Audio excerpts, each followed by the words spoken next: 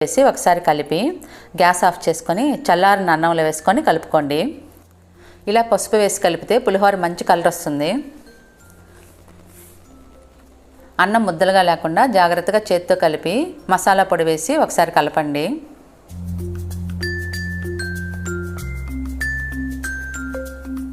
చింతపండు గుజ్జు వేసే ముందరే పౌడర్ వేస్తే అన్నంలో బాగా కలుస్తుంది.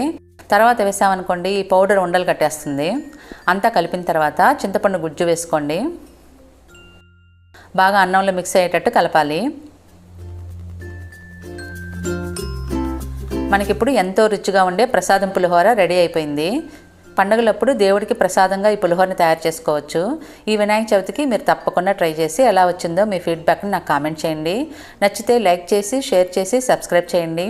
Thank you for watching.